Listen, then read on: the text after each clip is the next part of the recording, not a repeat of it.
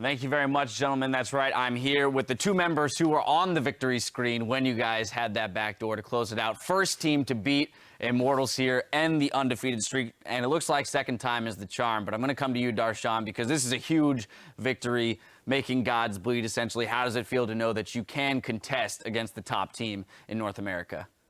It feels pretty good, actually. I feel like we prepared really well for this match, and we showed that we're like one of the best teams in North America, if not like the best team. And I feel like we've just been training so hard, especially for this Immortals match, and I think we were more ready for it than they were.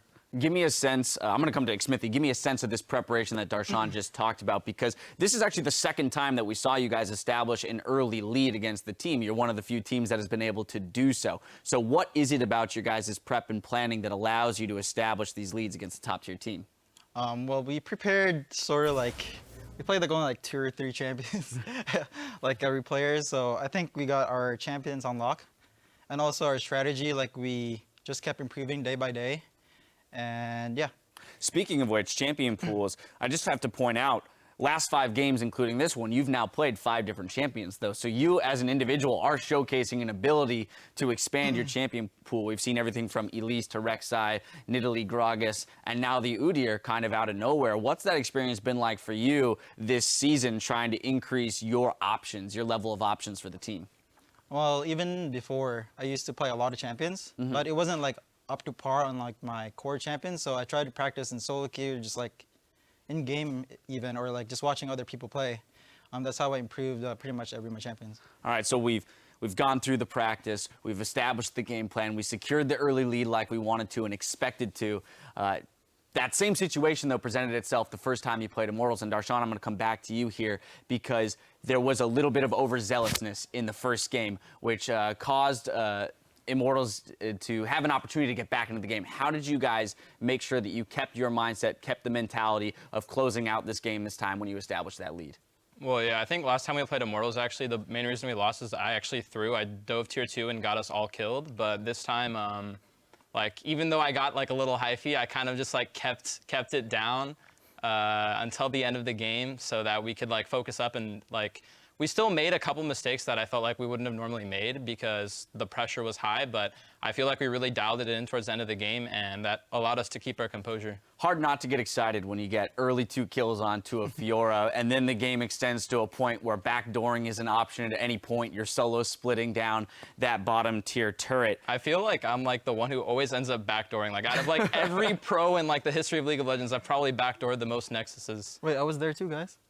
Yeah, you're doing a great job too. But I'm always backdooring the Nexus at the end of the game. Well, yeah, exactly, and you know, that pressure in the bot lane was obviously huge, and it forced Immortals into a lot of tough situations where they're trying to close out Barons in order to pull themselves back into the game.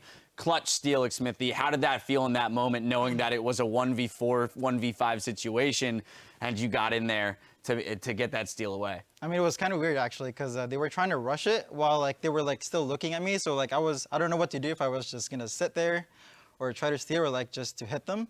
So I did both, and I just got a lucky steal. All right, well, yeah, sometimes it comes down to that 50-50. It landed in your favor this time around. Now I want to go ahead and look forward, right? Because we've talked all about today, this race for second place and playoff picture and all of that.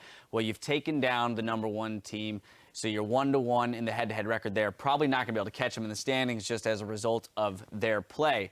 But moving closer and closer to that first round bye, I want to know, though, about these next 5 games, these next 2 weeks for you guys. What is your main goal in terms of focusing up and getting prepared for playoffs so that you can defend your title as champions in the LCS?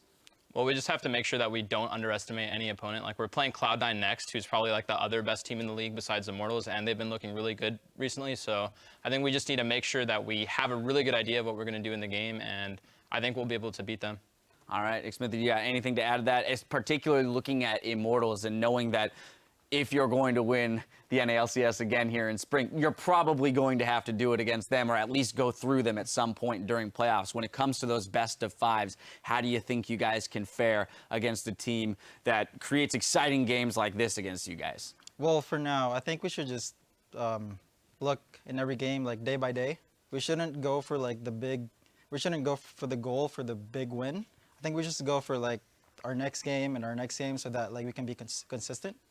And I think that's what I've been doing. All right, keeping your wits about you, taking it game by game, step by step. Well, gentlemen, again, congratulations on a huge victory here today. It's got to feel good. I'm going to let you get back to your team so you can celebrate a little bit. We're only halfway through our Saturday broadcast, so don't go anywhere because when we return, Energy Esports will face off against Renegades. Stay with us.